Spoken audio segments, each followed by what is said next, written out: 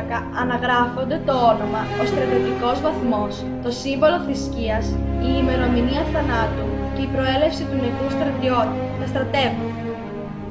Υπάρχουν επίσης ανώνυμοι τάφοι. Οι διάδρομοι είναι αριθμημένοι, τα κενά ανάμεσα στους τάφους ακριβώς. Τα στοιχεία αναγράφονται στη μυτική γλώσσα του καθενός. Στην επιγραφή της εισόδου αναγράφεται ότι το κημητήριο Καλοκάστρου είναι ένδειξη ευγνωμοσύνης του ελληνικού λαού προς τους πεσόντες. Κεντρικό σημείο αποτελεί ο πέτρινος στίβος, στη κορυφή του οποίου είναι τοποθετημένος ένας σταυρός. Ονομάζεται Σταυρός της Θυσίας και υπάρχει στα κημητήρια που έχουν πάνω από 40 ταφές.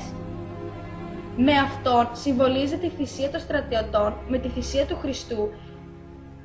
Είναι φτιαγμένος από πέτρα του Πόρτλαντ, όπως και οι ταφόπλακες. Ο σταυρός μας δείχνει τη θρησκεία των περισσότερων πεσόντων, ενώ το σπαθί που συνήθως έχει χαραγμένο πάνω του δείχνει ότι πρόκειται για στρατιωτικό κημητήρι. Επίσης, υπάρχει ο λίθος της μνήμης που τοποθετείται το νεκροταφείο έχει πάνω από 400 ταφές. Είναι και αυτός φτιαγμένος από λευκή πέτρα του Πόρτλαντ και έχει 3 σκαλοπάτια. Και στις δύο πλευρές της επιτύμβιας λίθου είναι χαραγμένη η φράση «Their name liveth forevermore». Τέλος, υπάρχει κοιτίον επισκεπτών, όπου καταγράφονται όλες οι ταφές και βιβλίο επισκεπτών.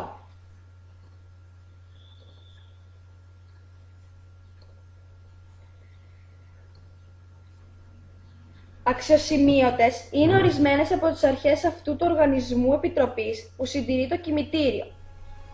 Αποφασίστηκε να ταφούν οι νεκροί εκεί όπου έπεσαν και όχι στα σπίτια τους, ώστε να είναι μαζί με τους συναγωνιστές τους που πολέμησαν και πέθαναν την ίδια χρονική στιγμή.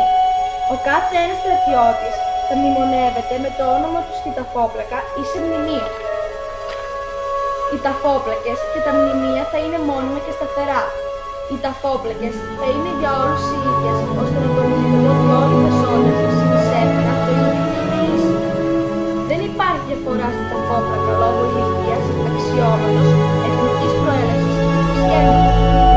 Είναι όλοι ίσοι ενώπιον του Θεού και έχουν ίσο μερίδιο στη δόξα. Για τους πεσόντες, των οποίων τα πτώματα δεν αναγνωρίστηκαν, προβλέπεται η φράση γραμμένη στη ταφόπλακα.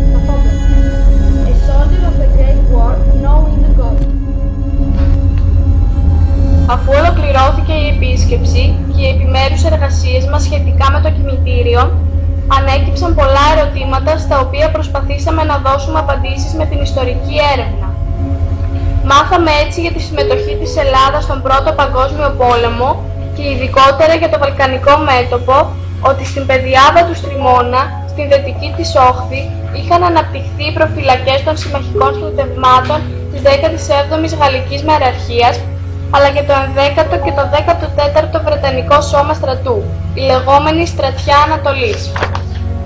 Απέναντί τους είχαν την 7η Βουλγαρική Μεραρχία. Στο χωριό Στριμονικό υπήρχε φυλάκιο και βρισκόταν σταθευμένα τα συμμαχικά στρατεύματα. Στο μεταξύ, η χώρα κλειδονιζόταν από επιστρατεύσεις και αποστρατεύσεις και από τον εθνικό διχασμό. Το καλοκαίρι του 1916 οι Γερμανοβούλγαροι επιτέθηκαν ευνηδιαστικά στη Μακεδονία και προέλασαν στην Ανατολική Μακεδονία. Το 4ο Σώμα Στρατού συνθηκολόγησε. Το φθινόπωρο όμως του 1916 οργανώθηκε συμμαχική επίθεση και για το μέτωπο του Στριμώνα οι σύμμαχοι επιδίωκαν την αγκίστρωση των εκεί δυνάμεων των αντιπάλων.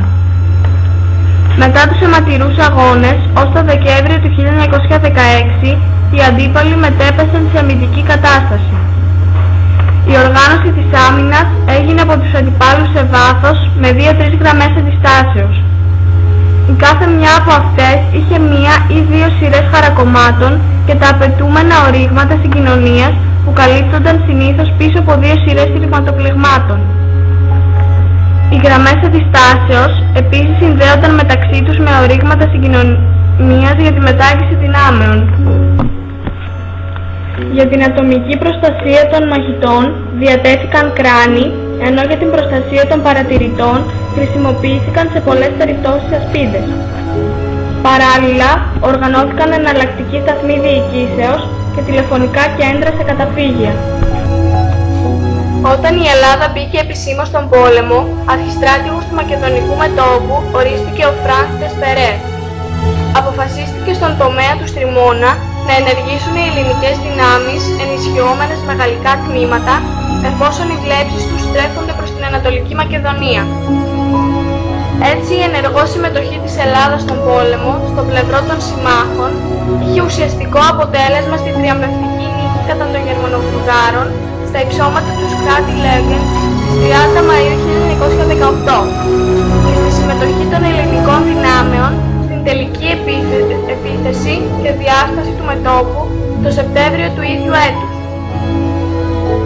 Λίγες μέρες αργότερα, η Βουλγαρία συνθηκολόγησε και τον Οκτώβριο του ιδίου έτους η Τουρκία συνήψε ανακοχή στον Μούντρο. Ο Φρανς Τεσπερέ, αρχιστράτηγος του Βαλκανικού μετώπου, με αφορμή τον νικηφόρο αγώνα των Ελλήνων θα σημειώσει: «Ιδιαιτέρως δια των ελληνικών στρατών, τονίζω των Ζήλων, την Ανδρίαν και την παροιμιώδην ορμήν, τα οποία επέδειξε κατά τον υπ' αυτού διαδραματισθέντα έδοξων ρόλων επί των οχθών του Στριμώνος και του Αξιού». Η συνθηκολόγηση τέλος της Γερμανίας στις 11 Νοεμβρίου 1918 έφτασε τέλος στο Μεγάλο Πόλεμο που διήρκησε 4 έτη και αιματοκύλησε την Ευρώπη.